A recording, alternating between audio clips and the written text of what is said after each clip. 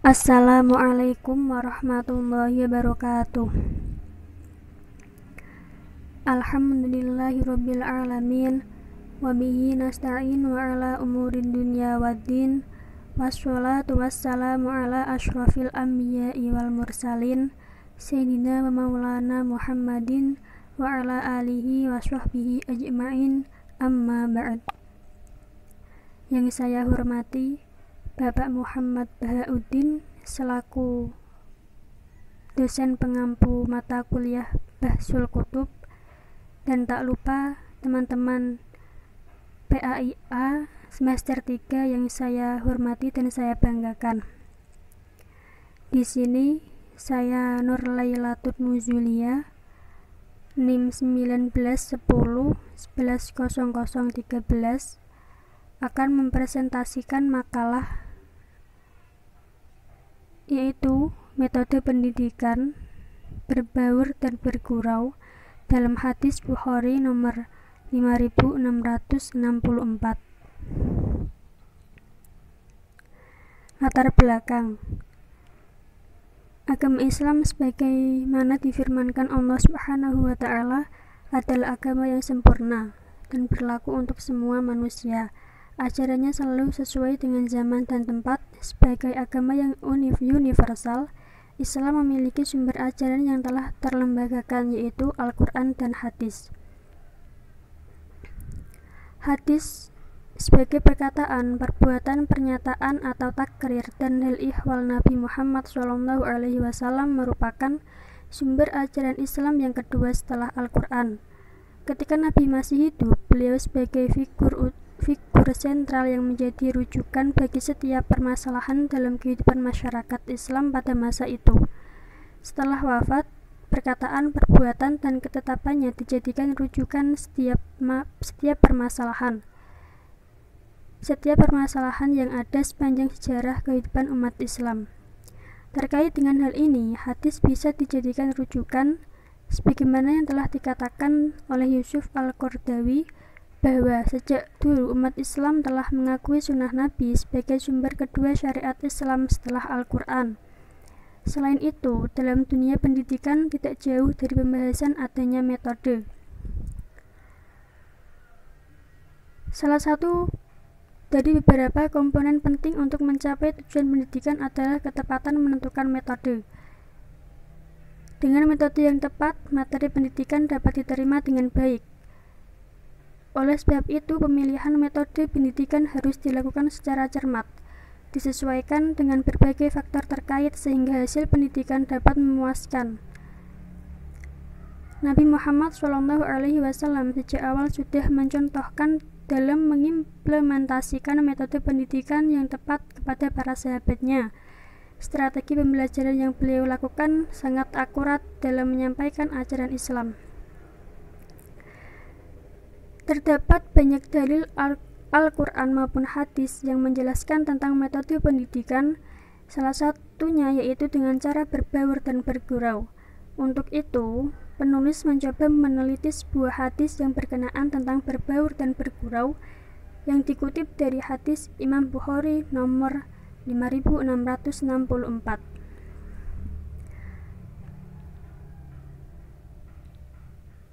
Hadisnya yaitu sebagai berikut. Haddatsana Adam, haddatsana Syu'bah, haddatsana Abu Tayyah, qala sami'tu Anas bin Malik radhiyallahu anhu yaqulu in kana Nabi sallallahu alaihi wasallam la yukhalituna hatta yaqula li akhil li swagirin ya Aba Umairin ma fa'alan nugair. Artinya, telah menceritakan kepada kami Adam, telah menceritakan kepada kami Syu'bah, telah menceritakan kepada kami Abu Atayah, dia berkata, saya mendengar Anas bin Malik radhiyallahu anhu berkata, Nabi SAW biasa bergaul dengan kami, hingga beliau bersabda kepada saudaraku yang kecil, wahai Abu Umar, apa yang dilakukan oleh Nugoir atau nama burung? Jika dilihat dalam hadis tersebut, terdapat urutan-urutan sanad sebagai berikut, yang diawali dari Anas bin Malik, kemudian Abu Atayah, kemudian Syu'bah, kemudian Adam.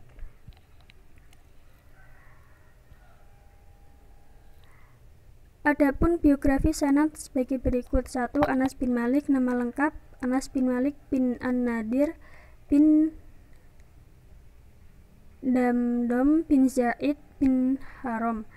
Kalangan sahabat, kunyah yaitu Abu Hamzah, negeri semasa hidup yaitu Bashrah, tahun wafat 93 Hijriah. Sedangkan komentar ulama yaitu Ibnu Hajar al-Asqalani, sahabat. Kedua, Abu Ataya. Nama lengkap Yazid bin Humaid, kalangan tabi'in, kalangan biasa, kunyah Abu Ataya, negeri semasa hidup Bashrah, tahun wafat 128 Hijriah. Ketiga, Syu'bah. Nama lengkap Syu'bah bin Al-Halaj bin Al-Warad, kalangan tabi'in, kalangan tua, kunyah Abu Bistam, negeri semasa hidup Bashrah, tahun wafat 160 Hijriah. Keempat yaitu Adam. Nama lengkap Adam bin Abu Iyas, kalangan tabi'in, kalangan biasa, tahun wafat 220 Hijriah. Selanjutnya yaitu kajian linguistik.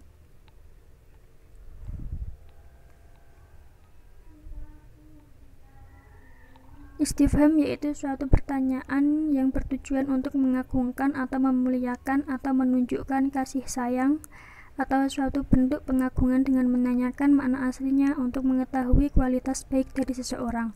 Contohnya seperti keberanian, kemurahan hati, dan lain-lain.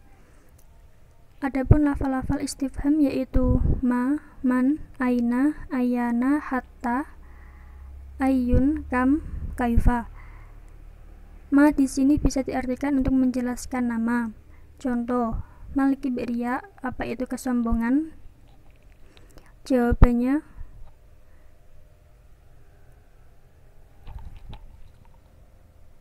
innahal ni'matu wal mulki wat tajbir. Kesombongan yaitu kekuatan dan atau kebesaran.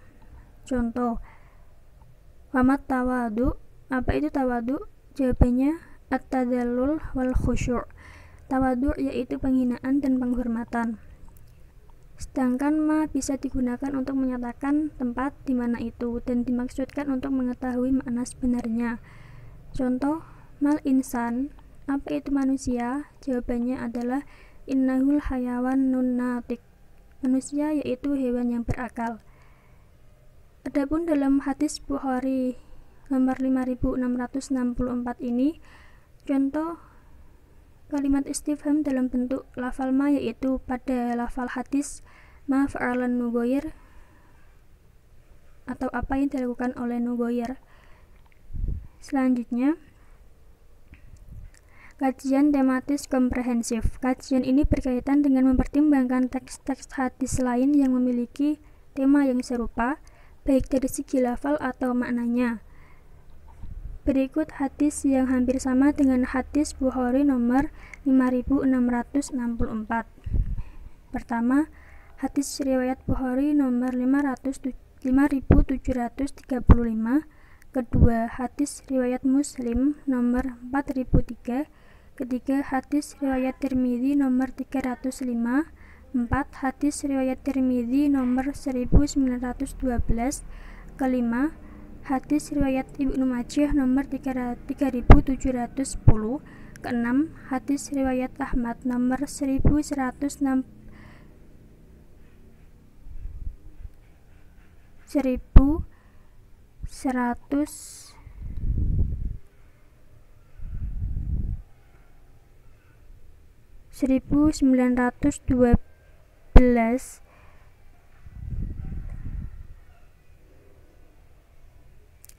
Hadis riwayat Ahmad nomor 11694. Hadis riwayat Ahmad nomor 11754. Hadis riwayat Ahmad nomor 12292. Hadis riwayat Ahmad nomor 13557. dan hadis riwayat Ibnu Majah nomor 3730.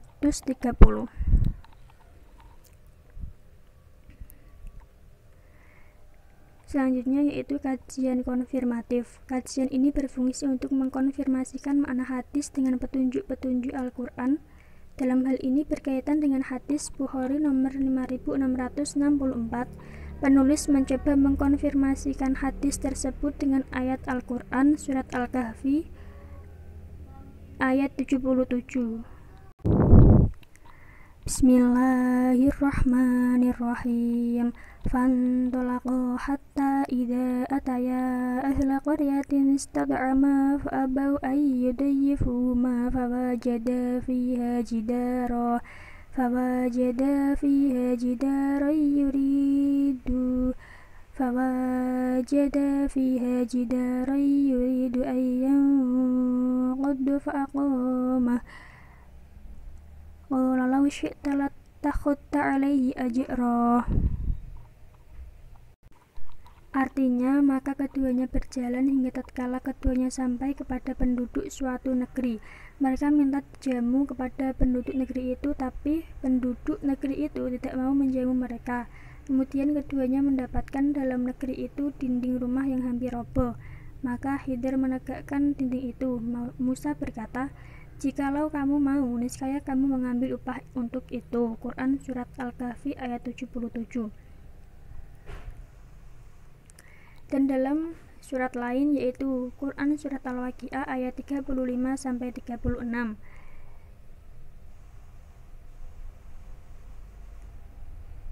Yang dijelaskan di dalamnya, ada seorang wanita tua mendatangi Rasulullah SAW. Ia menanyakan perihal surga.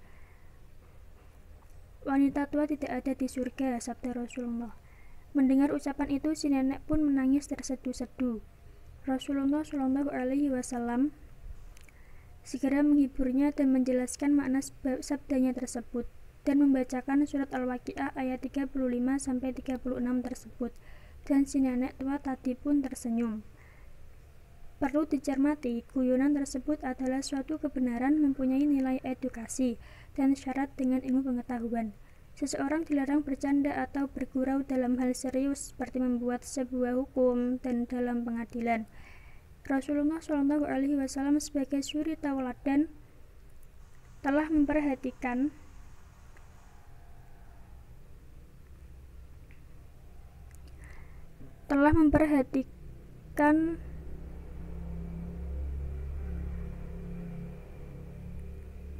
bagaimana semestinya seorang muslim bersenda gurau. Beliau sendiri juga bercanda dengan keluarga dan para sahabatnya.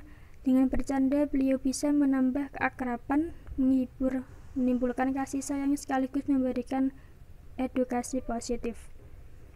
Selanjutnya yaitu analisis realitas historis. Pada kajian ini mengarah pada asbabul wurud hadis. Asbabul wurud hadis adalah konteks historitas, baik berupa peristiwa-peristiwa atau pertanyaan atau lainnya yang terjadi pada saat hadis itu disampaikan oleh Nabi Muhammad SAW. Adapun asbabul wurud pada hadis ini adalah ketika anak laki-laki kecil dari Ummu Sulaim yang biasa dipanggil dengan Abu Umair memiliki burung kecil. Rasulullah SAW jika menemuinya, beliau menghiburnya agar bisa tertawa. Tatkala Rasul melihatnya sedih, maka Rasulullah bertanya, "Apa yang terjadi padamu, hai Abu Umair?" Para sahabat menyela, "Wahai Rasulullah, burung kecilnya mati." Rasulullah SAW bertanya, "Wahai Abu Umair, apa yang telah dilakukan burung kecilmu itu?" Selanjutnya yaitu analisis generalisasi atau analisis kandungan metode pendidikan. Berdasarkan hadis tersebut menjelaskan bahwa Rasulullah telah berbaur dengan sahabatnya.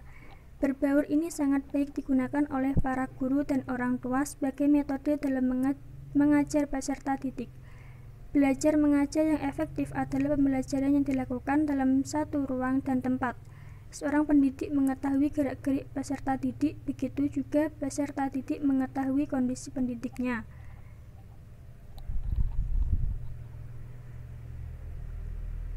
Hadis di atas juga menjelaskan Rasulullah telah bersenda gurau terhadap seorang anak kecil tentang An-Nughair, yaitu nama burung kesayangannya, seandainya pergi atau mati dari dirinya. Itulah bentuk gurauan Rasulullah SAW yang menjadi pelajaran bagi kita sebagai calon pendidik. Hal tersebut mengajarkan agar tidak terlalu cinta dengan makhluk yang memang menjadi kesayangannya, diguraukan dengan sesuatu yang memang belum terjadi dan akan terjadi sehingga siap ketika waktunya datang.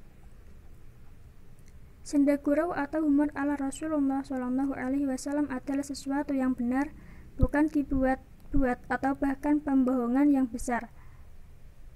Kita dapat lihat dari hadis tersebut bahwa gurauannya adalah bagaimana jika anak burung yang sedang dimainkan oleh Abu Umair itu mati.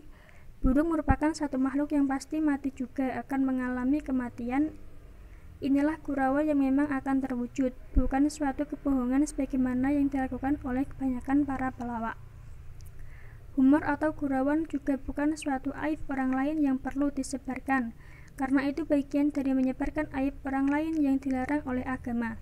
Tapi gurauan adalah sesuatu yang nyata, bukan aib orang lain, bukan pula kebohongan, tetapi suatu yang wajar yang membuat orang lain merasa bahwa itu adalah gurauan yang mungkin terjadi. Senda gurau ini sangat baik digunakan oleh para guru dan orang tua sebagai metode dalam mengajar peserta didik di saat kejenuhan dan kebosanan telah menghinggap dalam diri mereka. Karena itu, pendidik harus pandai membawa proses pembelajaran menjadi menyenangkan dengan memberikan gurauan kepada peserta didik. Selanjutnya yaitu kritik praktis. Berdasarkan pembahasan hadis nomor 5664, memberikan pelajaran kepada kita sebagai calon pendidik harus mengetahui bahwa ada satu komponen penting untuk mencapai tujuan pendidikan, yaitu ketepatan menentukan metode. Sebab dengan metode yang tepat, materi pendidikan dapat diterima dengan baik. Metode dapat diibaratkan sebagai alat yang digunakan dalam suatu proses pencapaian tujuan. Tanpa metode, suatu materi pelajaran tidak akan dapat berproses secara efektif dan efisien dalam kegiatan pembelajaran menuju tujuan pendidikan. Kemudian, hadis di atas juga mengajarkan kita bahwa salah satu metode pendidikan yaitu dengan berbaur dan bergurau. Metode tersebut bisa diterapkan oleh guru dalam menyayangi semua siswanya. Karena dengan metode berbaur dan bergurau memberikan manfaat yang besar. Yang dimaksud gurauan di sini adalah gurauan yang mendidik, membangun agar siswa tidak bosan dan pembelajaran menjadi menyenangkan.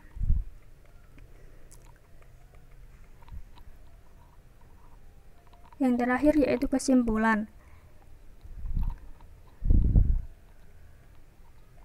Salah satu dari beberapa komponen penting untuk mencapai tujuan pendidikan adalah ketepatan dalam menentukan metode. Sebab dengan metode yang tepat, materi pendidikan dapat diterima dengan baik. Kajian konfirmatif berfungsi untuk mengkonfirmasikan makna hadis dengan petunjuk-petunjuk Al-Quran.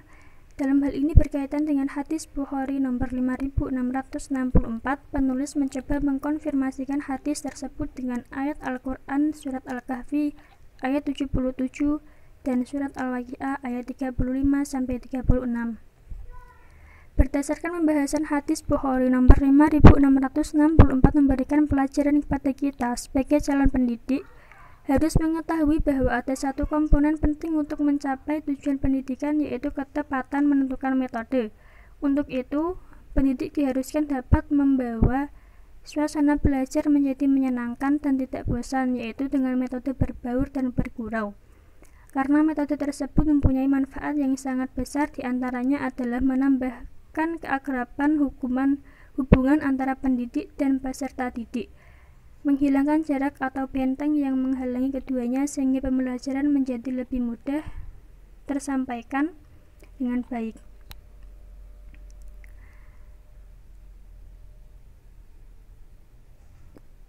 Baik, sekian presentasi dari saya. Apabila ada tutur kata atau perkataan yang kurang berkenan di hati, saya mohon maaf. Wabillahi taufik wal hidayah. Wassalamualaikum warahmatullahi wabarakatuh.